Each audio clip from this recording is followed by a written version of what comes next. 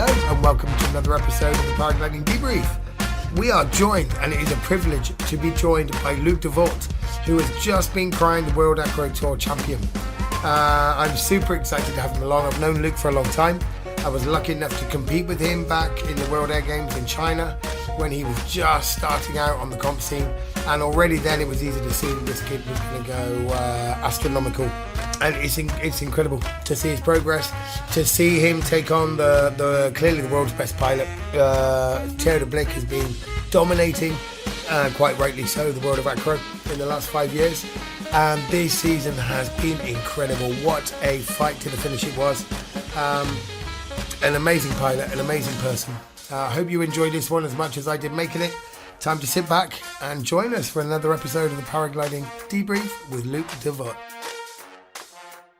Okay, here we are. So I'm sat face to face with Luc de Voort. Yes, thank you for having me. Once again. Yeah, once again, this is part two. Yeah. Podcast part two. For those who haven't heard it, back in the COVID days, just as I was starting the podcast, we did one together. Yep. And it's fair to say you've come a long way since then. Yeah, it's been a ride. and this is an amazing time to do this podcast because you have just become the Acro World Tour champion. Yeah, exactly. Huge congratulations for that. Thank you, man. 2-3 days ago, I managed to finally do it. Amazing. What a journey it's been building up to here. Yeah, it is. Like, it went all quite well until last year. It was a big down moment in my life, but we came back, and I think I did a good comeback. Incredible comeback. I think I managed quite well, yeah. And so, what you were talking about there is, and again, for those who haven't listened to to part one that we did with Luc, it's well worth having a listen to because it explains, your early days of training, how you were approaching the discipline of training, and I think at the time we recorded the last podcast, which is something like 2021. Yeah. You were second or third at that point. Exactly, yeah. Third in World Championships and second in the Acro World Tour. Yeah. So things were just starting to happen. It was all going very well. Yeah. And then what happened? Yeah, 2022 came around and started quite well the season. The French Championships, I became second with quite a big gap between Theo. Then we had the first stop of the Acro World Tour, 1 out of 2. And I was still second, but I had like a gap of 0.4 points behind Theo, which was not so bad. And then right before the last competition of the season, I broke my back, unfortunately. Yeah. And it was, I remember seeing the video of that day. Yeah. It was some horrendous kind of gust front that came through. I mean, there were quite a few pilots at the same time. Yeah, we were with 4 pilots in the sky. Julian, the judge, Jose from Colombia, Louis Sutter from Switzerland, and myself. We got caught up in a storm in a big wind gust of like 80 to 100 kilometers per hour. We got caught up. Jose crashed first, then I crashed, Louis crashed, and Julian actually got caught back up into the sky, like to 2,500 meters. I got spit out somewhere out of the Pyrenees in the flatlands. Yeah, everybody was okay except me. I was the one who broke my back and needed surgery, and yeah. And I remember seeing on the video, you were quite close to the ground. You'd almost made it down. It was just at the last. Yeah, I think it was about 20 seconds because I was about to top land in Organya. And there was like about 20 seconds left before I could approach. There's actually a video of me approaching and then like just falling out of the sky because of the north wind coming in and being in the rotor. So, and even in this moment, it was all right because it happens before. You go down to the landing, you face north, you land, and it's all fine. But the moment I turned around to the landing, I saw Egor, Posoke, and Raul Rodriguez land. And then that's the moment where the videos that the people saw started, where like the big dust, clouds like just passed by. And then I was like, this is bad, really bad. It was crazy. Honestly, it's one of the worst examples of that kind of thing happening I've seen. Yeah. This was horrible. Like, it was really, really scary to see. Also, it impacted a lot of pilots that day. For the weeks after, and one of my friends that was there, Beatrice Garcia, was saying, "Thank God it was you guys." Yeah. Because had it have been less experienced people, it could have been, we thought the same. Yeah. In the end, maybe it was good because we kind of know how to land. Of course, in this type of situation, you don't land properly at all, but. Yeah, I think, of course, the choices you make, Jose was okay, Lou was okay, Julian was okay. Unfortunately, I was not okay, but in the end, I was quite okay. So, not too bad. And what in those early moments after it happens, you're obviously in hospital. Then you start to get the news. You find out what's wrong. Yeah. And that was, you were in the middle of training. Yeah, exactly. During that acro season. Yeah. I mean, I can imagine the feeling. But what was going through your head at that time? Actually, the moment I crashed, quite funny. I never broke something in my life. I never crashed. I did skateboarding in the past. Should have broken things. I didn't. So I don't know. I felt like I was quite indestructible. But of course you're not. You just believe it. And a day like this shows that you're not. You just get pushed into the ground. And the moment I was laying there, I was like telling my friends who came around me, like, I'm fine. I'll be back in a week. And I of course had so much pain in the back. Like it was the worst pain I've ever had. But even just telling myself, I'll be fine. Next week I'm back and it's going to be fine.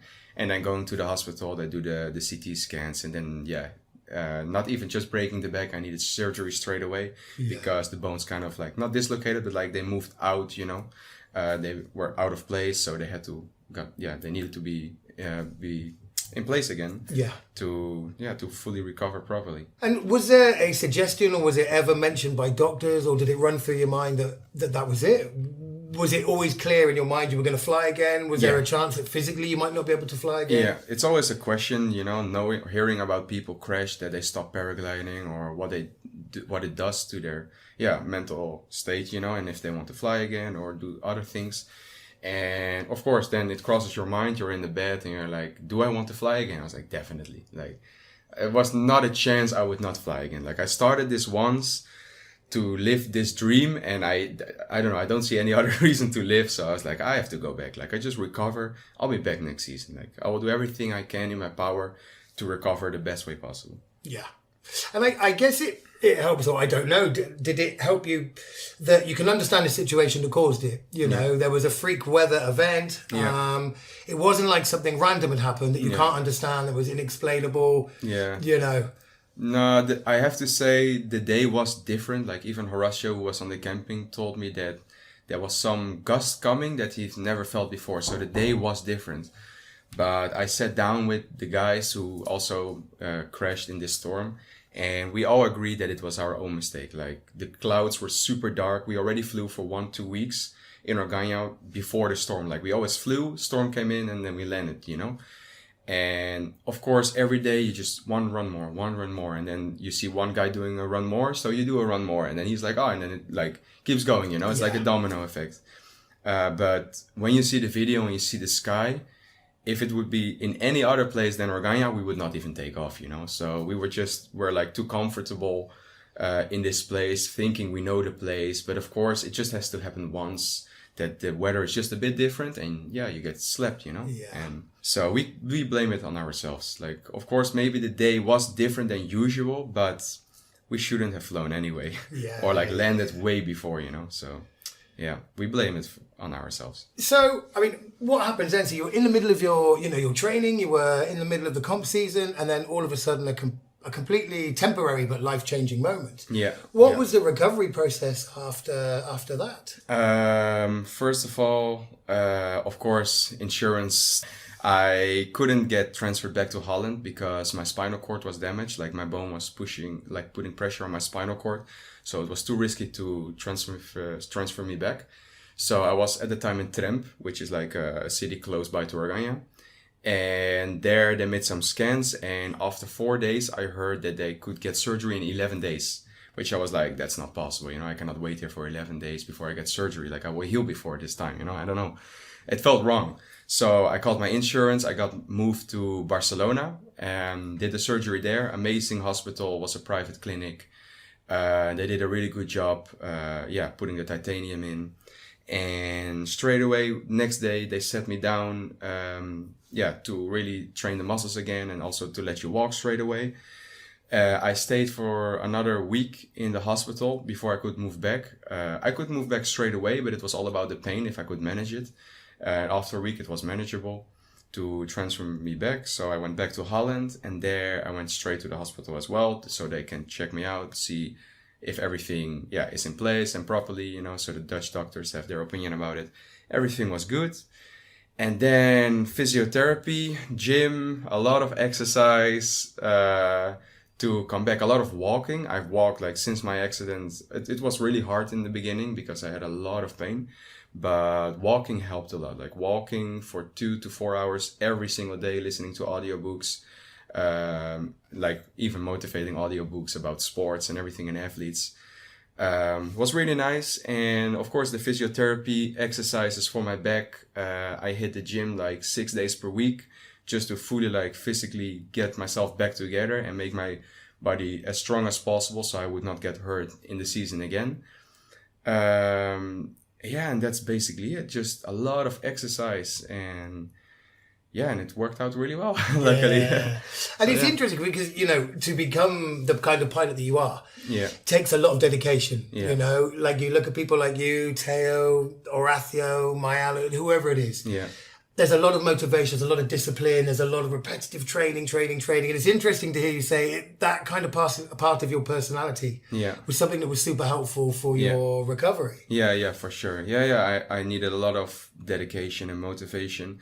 And I think because 2022 was also a bit of a down moment for me where I was like not so motivated anymore. I lost kind of the spark, which was a bit sad. And actually breaking the back came kind of, it's weird to say, but I kind of think it's worth it that it happened to me because it was like a switch in my mind, like the moment I broke my back, I just wanted to turn everything around again. I got motivation again and dedication, and I wanted to push again like the young kid who was pushing before, because 2022 I could say I was getting a bit lazy. Although I didn't want to, but I don't know, I lost it kind of, which was a bit, weird. And breaking my back, even though it hurt a lot and it was a tough process, mentally it made me like way stronger. It's super cliche, of course. They always say like you come back stronger, but once you really go through the process, it really makes sense, like in your own way. And you really get stronger mentally because you have like a new vision. You know your goal in life, you know what you want to do. And I just knew exactly what I needed to do what I wanted to achieve, and I tried to do everything right, like everything, like food, exercise, training, mental health, all those things. I wanted to do everything right. And I think I did a pretty good job. I think I made the right choices. I tried to train efficient, because sometimes I think that training too much, you make yourself go crazy a bit and then you lose the tricks and then it doesn't really work. So I tried to train really efficient and thoughtful, the tricks I do and what I trained. And also, of course, like learning the competition, training the runs and understanding how to win was really important. So, I mean, there was a real positive, a real silver lining. Yeah. Ironically, from such a severe event that happened, actually gave you a chance to reset, rethink. Yeah. And then how long was it from the day that it happened until you were able to clip in and fly again? It was, I think for sure 6 weeks I didn't do anything because the bone has to heal for 6 to 12 weeks. But I think around week 10, it was flyable on the beach in Holland. I also knew that if you go straight back to the mountains and fly acro, it's gonna screw up your mind because you're a bit rusty. You've been in an accident, so it's gonna not work for your confidence. You will have a lack of confidence because you will go straight towards where you were before. And you don't really get to go step by step anymore. So I was really thoughtful about going step by step. I was thinking I go to the place where I learned to fly, which was the beach in Holland. So the day where it was flyable, I just took the same glider I was flying for 7 years on the June, took it, ground handled a bit, took off, and then be like, just feel how it feels, to be under a glider again. And the same day I started doing stabby touches and spin landings again. So I think it's really important once something like this happens that you go step by step and be really thoughtful of what you do. Because if you skip like 5 steps and you go straight to wherever you were, it's gonna slow you down at some point. And of course, then in the beginning, it's gonna be a bit slower, but on the long term, you'll be like better than ever before, because you'll be back step by step, learning to feel the glider. And then you go back to the mountains, do a normal flight, have altitude, feel how this feels, fly under an acro glider again, because those gliders are, of course, different. Feel how it feels, do some easy maneuvers that like 110%. And feel how it feels, to be back under the glider and do those maneuvers. And you start to realize that you still have it. And you really appreciate that you went step by step because yeah, it will give you a lot of confidence to build further and actually outperform where you were before. Yeah. And so then then you've gone from strength to strength to strength between then and up to now. You started working out. Was it after that incident that you started working with Sky, or were you working with them before? Because you've developed your own acro glider, the acro glider that you've just won the Acro World Tour on. Yeah. Tell us about that. Yeah, I was signed by Sky Paragliders the winter before 2022. So 2022 I was flying the Cookie already, and that year I started to develop like my own trimming and started to develop the glider better for the 14 square meter and for the bigger sizes. And then of course I had the accident, which was a bit sad, because you want to provide for the company, you want to perform, show who you are as an athlete, and then you crash, which is a bit sad to have, but they believed in me. I signed another year and developed the glider further. Vincent Tournaire also signed with Sky. We worked together on the glider.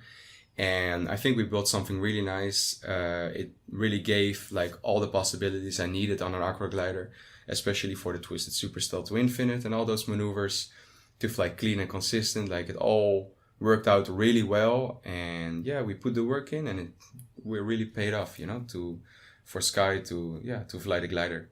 And what makes, because for a lot of pilots, when it comes to designing, trimming, testing, improving gliders, it's a lot of magic and pixie dust. We call it black magic. Exactly. How do you pick up a glider and turn it into something that you're super happy with? I'm still learning. I think I'm like not experienced enough like Theo. Theo de Blic is really experienced with trimming gliders. Like he built really a glider from scratch. And of course Sky had the Cookie already, so it was easier for me to build and progress further on a glider that already existed. So I just took the Cookie how it was already, and Artush from Ode Dennis, he already made some changes to make it more powerful on the smaller sizes, and I basically took his trim, put it in a 14 square meter, and then fully like trimmed it like the way I wanted. And of course at one point I think we closed the stabbies, like we have vents, so the air can go in and not out to increase more pressure in the stabbies. We did the same thing to the Cookie. And at this point, like we realized that it started to perform really well. Like we could do all the tricks and it worked really well. So we came now almost on a point where the glider is like, I would say almost perfect. Like there's some things that I think a glider trimming and making it better is a never ending story. But I think we have a really nice balanced glider right now. Yeah. And it's capable, as you said, of doing the Superstore to Infinite. Yeah. Which, if I'm right, that came along again after your incident, you got back into flying. Was that trick there before? Yeah, I did it already, just the normal one, not twisted. The flat stall to Infinite and super stall to Infinite, I did it on the Cookie before the closed stabbies. And then once for 2023, we closed the stabbies, ring trimmed it a bit more because, the behavior of the glider is a bit different. Then I started to do the twisted super stall to twisted Infinite, the twisted flat stall.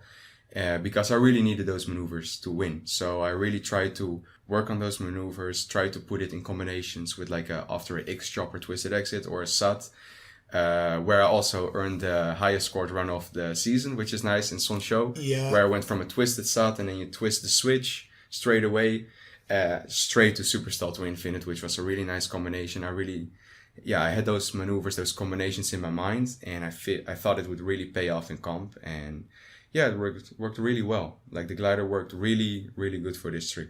And I mean, these are what's become apparent in the last 3-4 years now is the level that you guys are flying at is insane. I'm also sometimes like gassed about what we're doing in the sky. It's crazy. Really, the progression, because again, after Powell dominated for a good 4 or 5 years, invented quite a lot of the new tricks, and then it kind of came, people were saying, well, what more could there possibly be? Then the twisted tricks came, and now the combination of twist one side to the other to a maneuver stay. I mean, it's just the level's insane. It's really incredible. In my eyes, there's like 3 really important people who have like a big influence in the sport, which is Raul, of course, Raul Rodriguez, who made the sport. Like he really created the sport.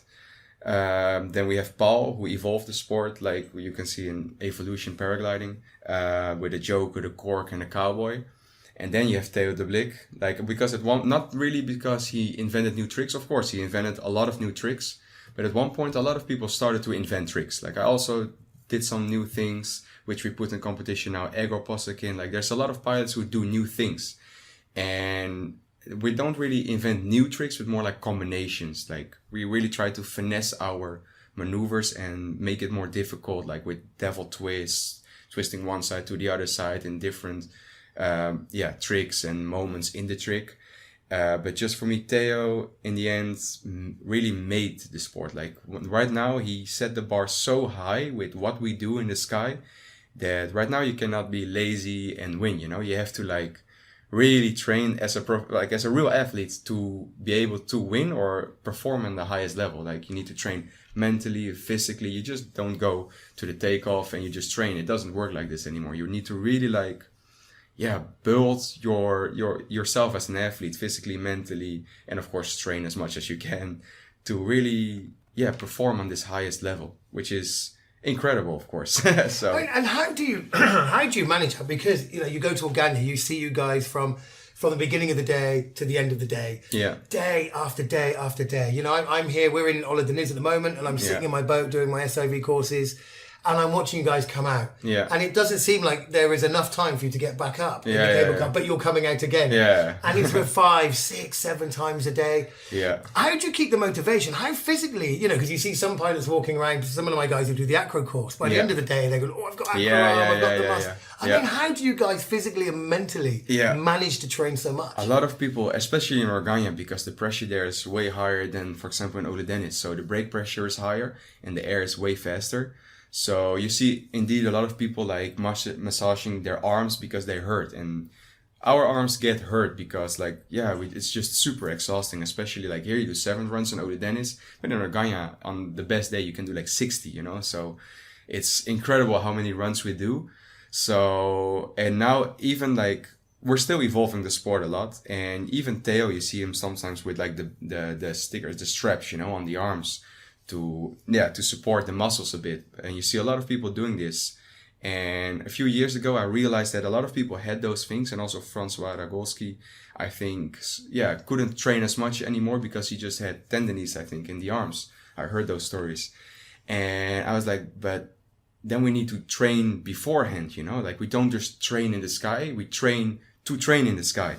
Like we prepare our bodies physically. And that's what I did 6 days per week, going to the gym, training specific exercises to really train like certain muscles in the arms that we use for paragliding, because those are like really specific muscles in the forearm or the shoulders or like the back of your shoulders, stuff like this. Those muscles, I really try to train them as much, and you can see that I'm one of the few pilots who don't really get pain so much. Of course, you sometimes get pain. Like sometimes you have like a strong day where the pressure is high or thermals are like booming, so sometimes you still get pain, but you try to reduce it as much as possible. And I try to, show people that we should train now even, before training, that we should train the muscles, like exercising, preparing the body off season for the main season. Yeah. It's something I mentioned to some of the guys on my acro courses is when you watch footballers warming up before a game, they're warming up. Yeah. Most athletes, before they do any kind of sport, they warm up. Yeah. Most of the people listening to this, or the acro pilots, if they do other types of sport, they warm up. Yeah. And paragliding acro is it's really physical. Yeah. It is physical. Yeah. It's physical on the body. There's G forces, there's brake pressures. Yeah. You rarely see acro pilots on a takeoff, warming up. They go out and then start yanking at the brakes. We should. Yeah. But in Organya, we do warm up, not on the takeoff, like stretching and stuff we don't really do. I think we should. But like Theo, what he's doing, he always has like warm-up runs. Like for example, first run in the box in Organya, you just do twisters, like left, right, hellish, all the time. Just to warm up the muscles. And then you go to a bit more difficult tricks, like more demanding tricks, so on and so on. And I think Theo's warm-up runs are like 8 runs or something. So, and then afterwards, then he starts really training. And it also keeps the level for all the other tricks, like because sometimes you train the high-level tricks and then maybe you lose some of the basic or old tricks, but like this, if you do the warm-up, you still keep those tricks, in your skills. So we do kind of warm up. It's just a bit different. I Yeah. think we should stretch a bit beforehand because it will, prevent a lot of muscle For sure. injuries and everything. I tell so many of the guys on courses and the people I see who do it once or twice a year. Yeah. You know, they come out to all of the days. This is my time to go crazy on my Yeah, freestyle yeah. glider. And you see them in the evening and they can barely lift their Yeah. beer or they can't shake your hand. Yeah, You say, yeah, did you yeah. warm up before? Well, no, they never Yeah, even yeah, think yeah. about it. you know? Yeah, I heard a lot of people complain like, brake pressure is too high. Then they start complaining about the brake pressure. And I'm like, bro, it's like, do you also complain about that your legs hurt if you want to run a marathon? You know, no, you have to train for those things. Like, Yeah. it is demanding. You just have to train, like, to, prevent those injuries, you know? So I think it's just part of the sport and we should pay more attention to this kind of stuff if you want to take it serious, at least. Yeah. And then another question that a lot of people ask is, how do you guys deal with the fear? Yeah. Do you get there because they go, well, look at that, they're doing these incredible tricks, twisted, all sorts of stuff going on. Yeah. Do you guys feel fear? Yeah, definitely. You do? Yeah. Absolutely, because people go, well, they're different. Yeah. They're not. They're humans No, like us. You have to start, and the more the level goes up, the more risk is involved in the trick. Yeah, definitely. How do you deal with that? Well, when you just start paragliding, I would say the fear, like you have the most fear, like ever. Like once you get better, you get less fear, definitely. But especially the new tricks like Super Stall to Infinite, once we do it twisted, where you have to kind of believe, like you do the trick and then at one point you just release the hands, you let the glider shoot and you have to believe that the glider will pass and work perfectly, So stuff like this, you get fear, yes. And when I did also this year, I've had a lot of fear again, like doing the twisted Super Stall to Infinite. It's like you're going to the box and then you're postponing like, next run, I will do the next run, And then you're like, no, fuck it, like just do it now, And you go to the box and you take a pitch, you go up, twist yourself, stall the glider, and you feel the fear, but you just ignore it because it's like a bit, of course, it's normal that you have the fear, but it's kind of an irrational fear because you could really safely train the trick beforehand, doing the stalls before you even let it go, And then I always tell myself like, if it doesn't feel good, just don't let it go, And then I'm like, yeah, exactly. So I do some stalls, not good. I just don't let it go. One stall feels good, really good. Like, let's go. Boom, release hands, just go for it. And you know that it will work because you've done it before, you train it, you know what will happen. And anyway, you're a skilled pilot, so you can handle any mistakes in the glider, And if that's not working out, you have 2 or 3 reserves. So in the end, nothing really goes wrong. And if you believe that nothing really goes wrong and you take the right steps to do it safely, I think it will decrease the fear for sure, definitely. It's really interesting. I love hearing you say there that sometimes even you guys go up and go, I'll do it on the next run. Yeah. Because I found myself occasionally doing that as well. Not occasionally, quite often going up there and going, I'm all brave in the bus on the way up. Yeah. And then I get to launch and I'm thinking about it. I arrive over the box, go, I'll do something I know this run, warm up a little bit and I'll do it on the next run, the next run. I've had it a lot of times. It's totally normal. But when I started Acro, I had way more fear. You could see the fear in my face on camera. But once you get better, like if you have a certain level, like training new tricks are not so scary because you know what to expect more or less. So there's some maneuvers where you get a bit of fear, but I think we're just really good at handling the fear. We know what to expect, how to train ourselves to ignore the fear kind of. Of course, you can never ignore it fully, but we just manage to handle it pretty well, And then comes the other thing, the pressure. So, this season, and I'd love it if you could talk us through the season. For me, the Red Bull XLs, we were speaking about this earlier, was one of the most exciting Red Bull XLs I've seen in a very long time. This year was incredible, And then the Acro World Tour as well, because, for the last few years, Teo's been dominating. And it's been a battle for second place. Exactly. And this year, there was a genuine chance quite early on that, you might come out on top. And it's been super exciting to see you two going at it. But how do you deal with that kind of pressure? Do people start seeing, Luke, this could be your season? Or, how do you deal with that pressure? I still don't know how I did it, but it's incredible. Like the pressure was really high this year. I've never had so much pressure in my life because before you just try to perform as best as you could, but now you know that you can win. And if you know you can win, then everything just changes, like before the season starts, like even like 2 years, I'm already dreaming about it for years, so I'm like manifesting it and trying to understand how I can manage it. And before the season starts, like I think about it every day. You already put pressure on yourself. Just from yourself, the pressure is the most.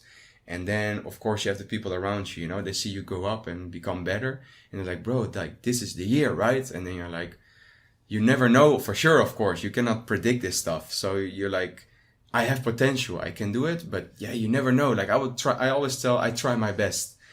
And then first comp comes around and I made one mistake. Like, Theo and I flew like perfect, you know, except for the last run, I made one mistake, which cost me the first place. I was second with a 0.025 points behind Theo. Like, so close. So close. Like, it's incredible. I think we had like 38 points more or less, and it was 0.025 points difference. And from that moment, you never know if you are able to win. And from that moment, it's like, okay, I have the skills to do it. You know, I just have to fly perfect, which is crazy to do. Yeah.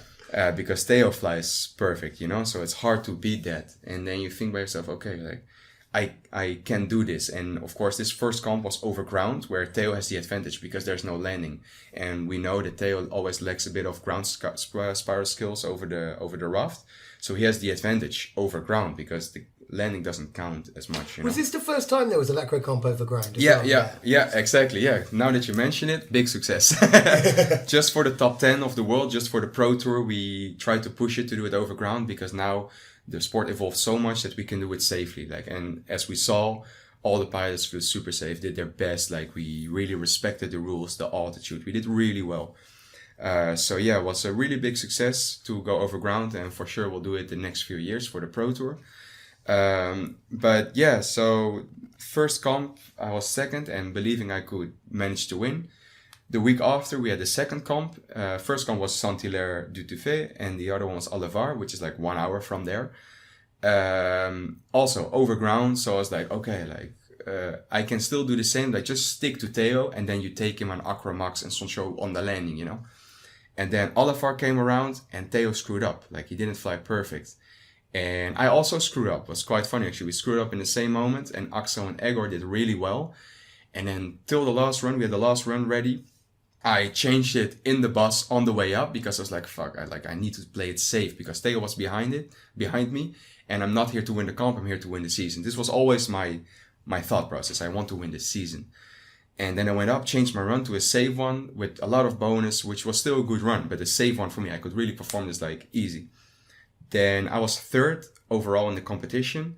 Theo was fourth, and then I did my run, performed it really well. I was like, oh, that was nice. I landed, okay, good. You know, not expecting to win because I was quite far behind behind Axel and Egor. And then Axel screwed up his run, and then boom, I was above him overall. I was like, whoa, I'm second now. I was like, whoa, cool, second, nice. Okay, Theo is behind me, so I'm overall in the season, I'm now first. And then Ego came around and he totally screwed up the run. And then I was like standing there like with open mouth, you know, like, whoa, this might be it, you know? And then at one point, Theo was like even already saying to me, like, I think you have it, bro. Like, because point wise, he cannot beat you right now. And then, but of course you never know. And then the results came around and boom, I was first. I won my first World Cup this year. Of course, super happy. My father was there as well. So it was nice. And then knowing that, wow, I can beat Theo over ground, I can beat him over the water. This should work, you know, this season. Like, yeah. You start to really think, you know, you're in with a chance now. Exactly. Now I have the chance. And then the pressure just comes like crazy. Like the moment you really know you can win, it eats you. It's like, wow, it's incredible. So we go back to Regagna. We trained there for 1.5 months. I knew what I needed to train. I did those things. I couldn't manage to train everything because the weather got bad, but still enough to manage. Then we went to Acromax, and I had this really nice run, which worked really well in Saint-Hilaire, where I got scored really high. I wanted to put it in Acromax as well, but instead of doing a hardcore tumble or hardcore infinity, I wanted to put a super stall to replace it, so to make it better. And this was like, wow, this is a really nice run. And then I went to Acromax and I did the twisted cork reverse, Helisat reverse, twisted X-drop, a twisted exit, then the full twisted super stall twin fin, a twisted exit, a twisty twist, which is a misty flip with a twisted entry, twisted exit, and then a twisted joker reverse. I was like, this run is beautiful. Like, it has everything of it, infinitrix, jokers, corks, X-choppers, heli-sots, connect everything from top to bottom, and then just do a good landing. And I screwed the run up. I got untwisted in the super stall to infinite, and I was like, shit. And the infinite kept going, so it was okay. And then I approached the landing, and usually I do the landing to the right side. The ground spiral, I do it to the right. But my approach was on the wrong side. I had to do it to the left. And I was like, I have to go all in or nothing. Otherwise, I will lose my points against Theo. Yeah. I just went on the wrong side. I went to the left, did an amazing landing, landed on the rough, boom. Still saved the run. Theo was, I think, still won the task, but I was still really close to him. So I was like, okay, it's nice. In the end, he won the competition, but I was still, because before of the comp, I was still leading the overall season. I was like, okay, it's fine. Then went to Sonshow, lower altitude, changed the runs. Instead of an X-chopper, I did just the heli-sot twisted reverse to a super stall to infinite. And on this run, first run of the comp, I just took it. Like I took like a big advantage above Theo. Theo screwed up the run, and I was leading like with good, like solid points. In the end, won the competition as well. So I was now with Theo, like I won 2 comps. Theo won 1 and was 1 time 4th. So we were like, and overall we had a difference of 1.17 points or something. Right. Which was a solid advantage, but he could still have it, you know? Yeah. And now knowing Theo and me, like being so close, having the 4 comps done, going for the super final, knowing that Theo has the advantage again, because this competition, we don't have 3 runs, we have 5 runs. We have no repetitions until the last run. So we have to do 4 runs without repetition. So basically you have to do all the tricks in the book, like almost every one of them. Because of so much altitude we have, you needed to do like 11, 12 tricks per run. And I made like a whole list. I've spent hours building runs, making lists. To build the perfect run for Ole Dennis. And at one point I managed, it's like a big puzzle. Trained some things like Devil Twist and Infinite. And then it was about time, you know, like competition came around. The pressure was higher than ever, knowing that Theo and I are going all in, you know, like it's like everything or nothing. This is it. This is the decider, yeah. This comp is going to decide everything. And knowing that Theo should have the advantage is like eating you a bit, you know, you're like, can I do it? And sometimes I've doubted myself a lot. Like sometimes you think like, I cannot do it. It's going to be too hard. But not giving up, like saying myself, like slapping myself in the face, saying, no, like just, you do it, you know, you can do it.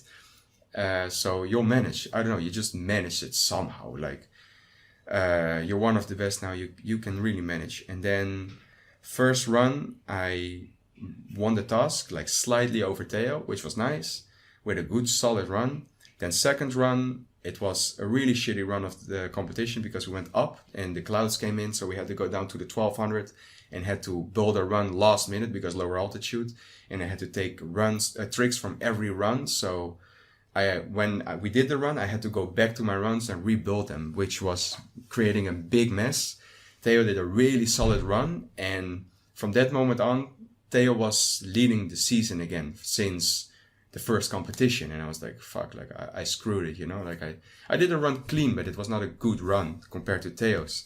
And also Theo flew the run really clean. So, and then this was actually the moment where I thought that it was all lost. Like I was in my bed, like looking at my runs, trying to build something new, and I was lost. And I went to Bicho because he was my roommate. I was going to him, I was like, bro, I don't know. Like, I don't think I got it, you know? It's like, I lost it. I lost the tricks and I cannot build it. I cannot create something nice. And I was talking to Bicho and he gave me some tips. It's like, yeah, you should do this and this and this. Like, you just, because I was making a combination which I was not really proud of, but he just said like, you make it look good, you know? Like, it was about twisty twist, which I can do pretty well. And he said, just do it well, you know? Like, you don't care if it's nice on paper, you just do it well. And it's like, okay.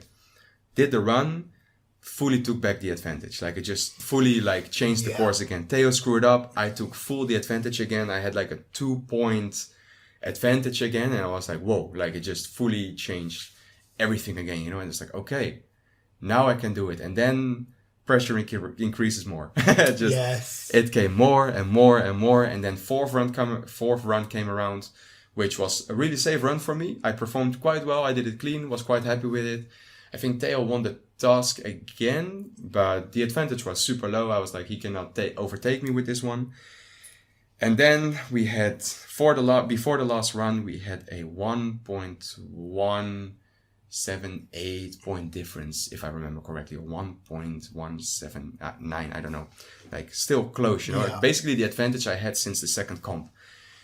And we went up, and we knew, like, looking at Theo, seeing the pressure in his eyes, and he looking at me, like, we knew, you know, and people could see it, that this is the run. Like, And did you see him under pressure as well? yeah. You like, know, because definitely. there's people with game faces on, and you don't want to kind of but you can see. You see it. Yeah, body language. It's something. Yeah. It's like we knew, you know, like this run 5, full reset. You can do all the tricks again.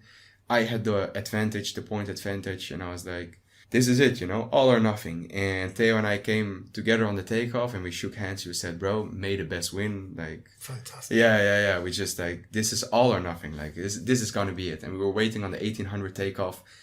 People took off. Clouds came in. Big stress. Waiting, you know, waiting for hours. Yes, because the weather started to interfere as well. Yes, exactly. So a lot of stress came with this, you know, because I had a really good run and I felt proud to and easy to do this run. I was like, I got it with this run.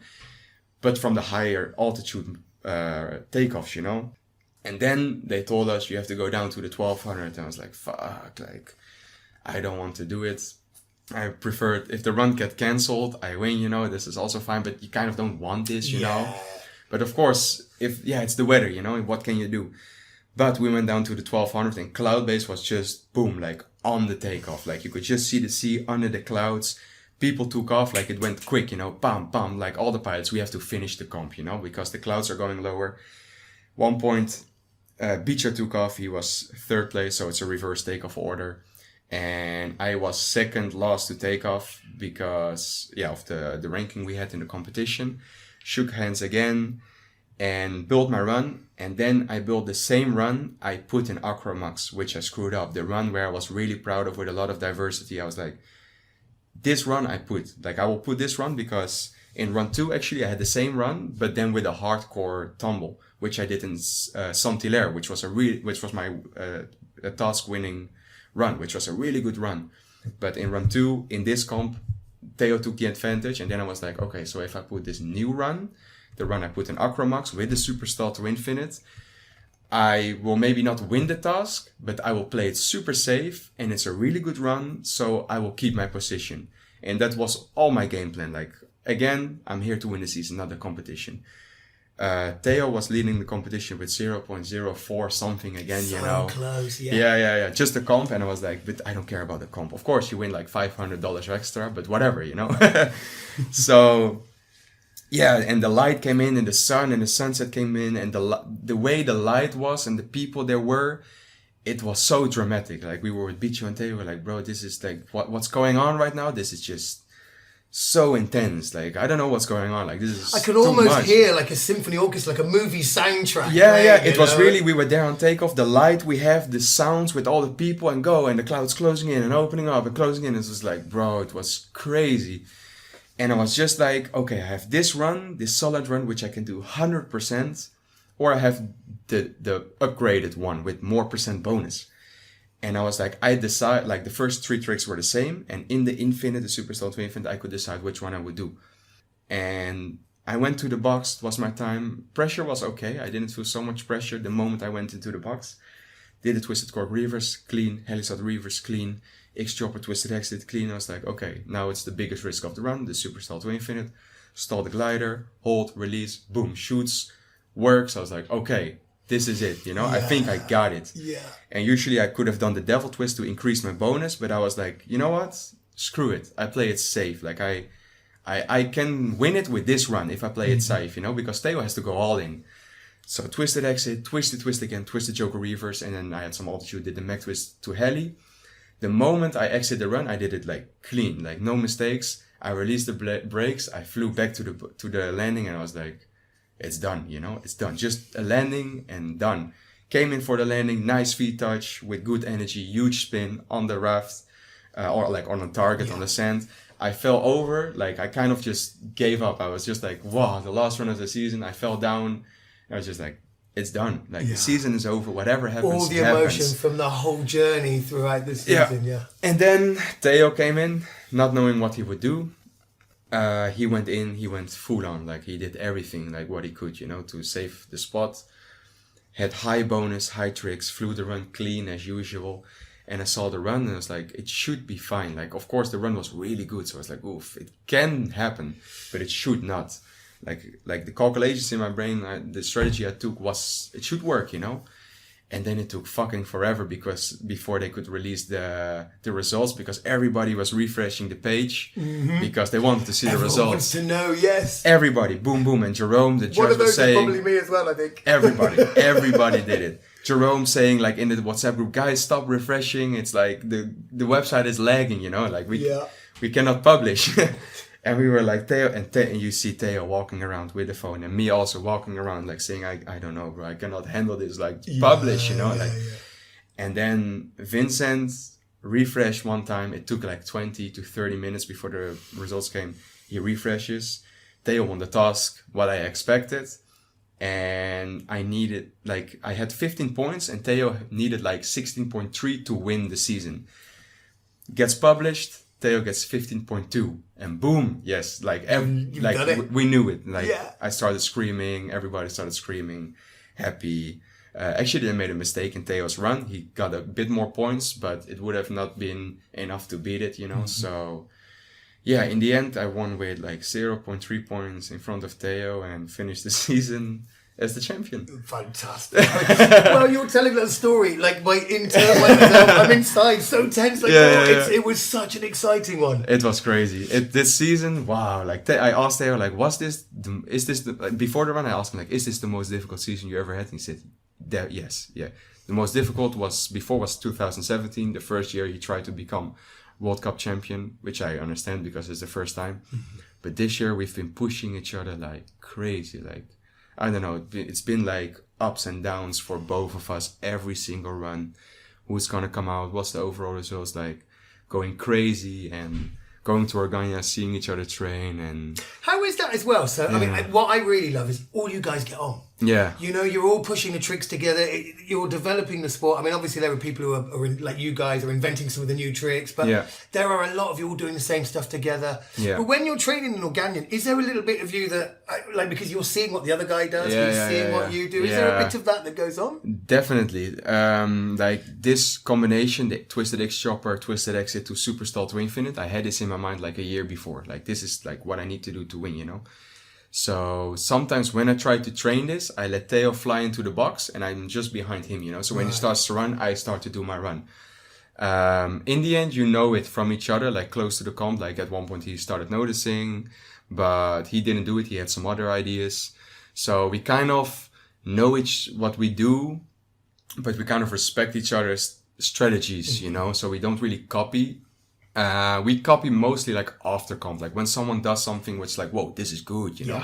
After comp, we train it and we could use it. But in the end, I didn't really copy something from Theo and he didn't really copy something from me. Like we kind of had our own strengths and we played on this. And like I have some things what I'm better at and Theo has things where he's better at. And I know we just play on our own strength and we respect each other's strategies, of course. And yeah, it's also like we believe that our strategy is working, you know? So, and the thing is, both strategies are just like as equal, as good, kind of. Yeah. So it's like really hard. It just comes down to do the run clean and do it good, you know? So, yeah, like we respect each other like this. and there's not only that going on in the comp in terms of the solo flying, there's also the synchro part of it. Yeah. And it's Theo, your synchro partner. Yeah. I mean, you two together, I mean, what a combination that is. So you two also fly the synchro run. Now, crazy. How do you train for that? So you're training all the other stuff, then you've got to do the same thing with each other as synchronized as possible. Yeah. How do you train for that? We didn't train so much. The thing is, we decided to fly synchro together. Just because we were like, let's do it, you know, like we can do this. And I think we can win. Like we are the rivals fighting for the first spot. I think if we fly synchro, it should be fine, you know. It was like this idea. But we fly different. We have different styles, you know. Like for example, for me, like Theo flew with Bicho. He flew synchro with Bicho last year, and they're both equally good in their own way. Like Bicho is really like style, you know, flow. Like he's like a feather in the wind, you know. He's like, if you see him flying, it's beautiful. Theo is really technical and robotic, kind of like really consistent, clean, pam, pam, pam, you know. And those two things, if you put them together in synchro, it just doesn't work. Yes. Kind of. But I'm more like, I'm not really like Bicho. I don't have this feather stuff, but I'm also not really like Theo. I'm like a bit in between. So Theo and I could work things out. And we chose on purpose to not do like a corkscrew, because our corkscrews are just totally different. So we just said we don't do this trick.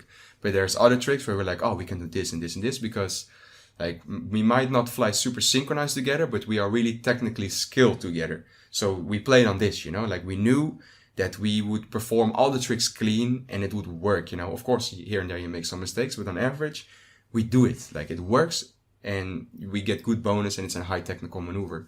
So we played on our strength like this. And the gliders were also different. He loses usually more altitude than me in the maneuvers. So we kind of had to play on this as well, let him start a bit higher than me. And also infinity tumbling maneuvers, like we have different speeds and stuff, like, but kind of we just accepted this and tried to play on our strengths. And yeah, like we had 3 competitions synchro. We won first comp, second comp, and third comp. Here on Ole Dennis we were second.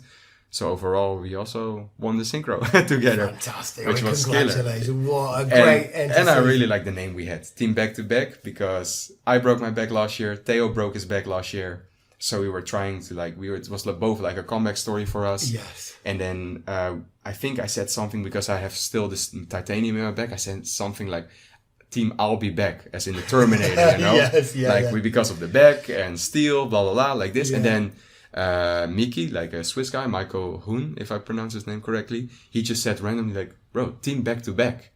And we were like, damn, like, yeah. Perfect. Like we fly back to back because it's synchro. We both broke our back. Yeah. It's like, it just works, you know? Yeah. So we've made like the team back 2, like as in the number, and then back again, team back to back. And yeah, I think we did really well. I think it was really, for me it was the first time flying with synchro with Theo. Mm-hmm. And yeah, it was nice. Like it's really nice to build the runs together and understanding each other's skills and trying to fit our strengths together. And yeah, it paid off. And so what happens now? So that's the last round of this year's kind of World Acro Tour. Do you take a bit of time off? Do you, I mean, is there other things in life that you do, or do you just keep pushing, you keep training? Are you already on to next season? Like for sure, I take some holiday now. Like, although I cannot complain about the life I have, of course, it's kind of a holiday, but it's still work. It's like you train every day, like you push yourself every day mentally, and every day you're like going towards this goal to win, you know? So it's really exhausting mentally, especially. So for me now, after comp, I was like, I of course do like the media things, because I want to publish as much as possible, and I will have some TV time. So stuff like this, like write articles, go on TV, do some media, push some new sponsors, find some new sponsors, like all those things, the things you usually don't see from the outside, all the behind the scenes things. I'm doing it right now. But I will take like 1 week off. I will go back to Holland, which is actually my home, is my holiday, because there I don't train. Yes. See my friends, see my family, maybe do some parties, enjoy life a bit, you know, and just forget a bit about all the stress. And then I know always like, I'm like, I want to go home, but I know when I'm like home for 1 or 2 weeks, I'm like, I have to go back again to train. You start missing it's the withdrawals. always like this. Right now I'm like, I'm looking forward to go home and relax and take my time. But I know in 2 weeks, I'm like, I have to go again, you know, I have to fly, I have to train, I have to push again, you know, prepare. So in Holland I will prepare again for next year. I will remove the titanium from my back so I can properly heal again. I will go back to physical training, physiotherapy to really properly heal my back and prepare myself physically for next year so I don't get the pain in the arms. And where for other acro pilots who want to train, who want to come on, who want to push, where are your favorite places to train during the season? Well, obviously it's Organya. It's like where we spend most of our time. I think we flew like 500 hours this year. It's incredible. It's really crazy. This place, people complaining that, it gets worse. I don't know if it gets worse. It's still just the best place in the world. So you don't care. You just go there, you know. If you want to train properly, go to Organya. But Ole Dennis is also a beautiful place. You have a lot of altitude, a good place to try new things, like really new maneuvers. Also for beginners, over water is always a bit nicer, less fear, a bit more confident. So Gerlitz and Ole Dennis is always nice for beginners, but really repetitive training, Organja. It's just got to be Organja. Right now, we don't know any other place. No, and that's been the case for a very long time, and there's still nowhere that I can think of either that it would is be what better. it is. There might be some other place. We don't know. We will know one time in the future. Maybe climate change will change something. Ferrel started to become really good as well in France. Theo's home place. But Organja is still better, so just go to Organja. And what advice? I mean, what I love in Organja for those who go training there is when the top guys like you are there. You guys are so willing to give advice and to help people. It's such it sounds so cheesy and ironic, but there's such a family feel to it. It's one big acro family. Yeah. What kind of advice? I met you. I think we were chatting. I think you were about 18. Yeah. You were just starting your journey. We met or even before. I think we met in Organja. Yeah. And it's been amazing watching you develop. You were always driven. Yeah. You were always going to reach the top for me. Yeah. Uh-huh. So what advice would you give to the young acro pilots or general acro pilots out there to keep the motivation on the mindset? Yeah, for me, my biggest motivation was always I never want to work a 9-to-5 job. This is like the biggest motivation I have in life, and I still stand to this day to keep that dream. So of course, like always make a goal, For me, my goal was become a professional pilot. Like my goal was never really to win fully in the beginning. At one point, of course, I chose to win.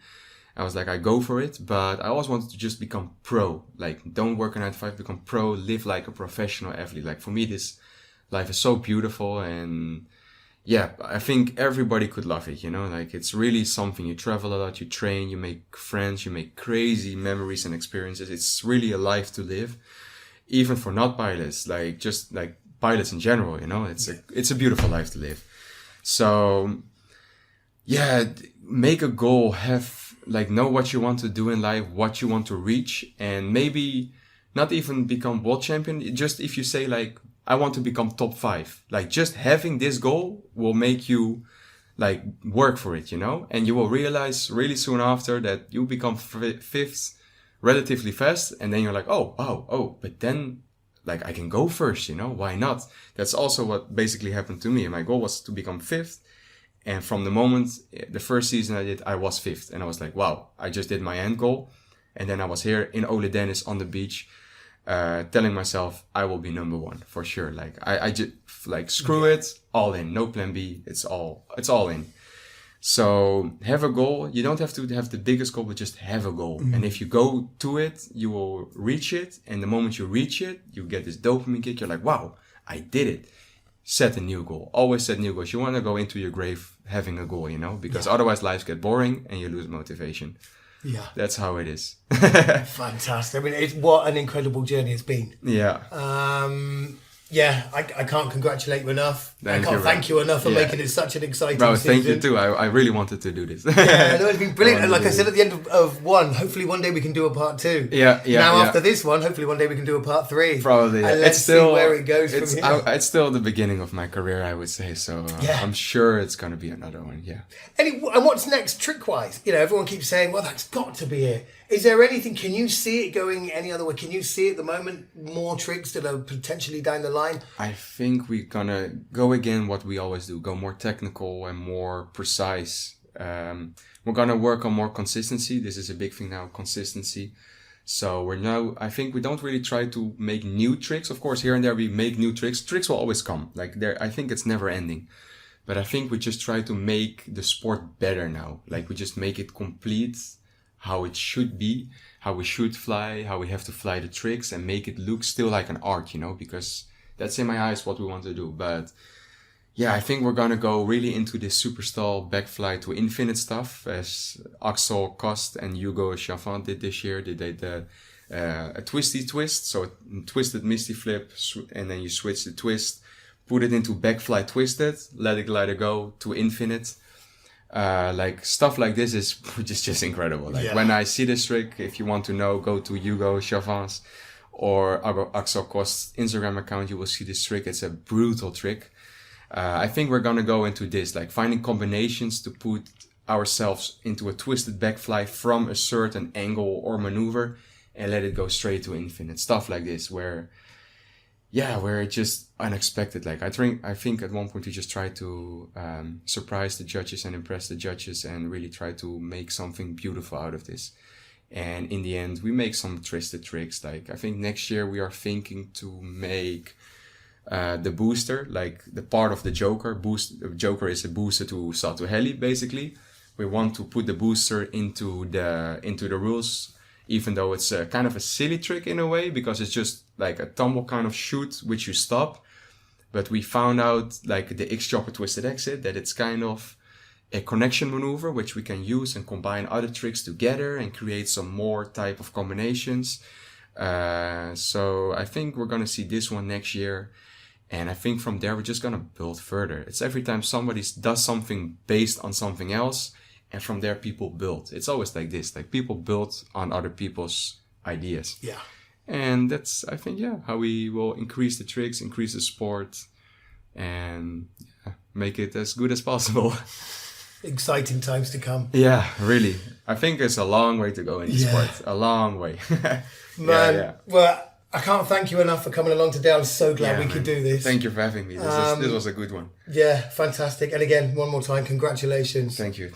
Awesome. Yeah. The next season can't come soon enough?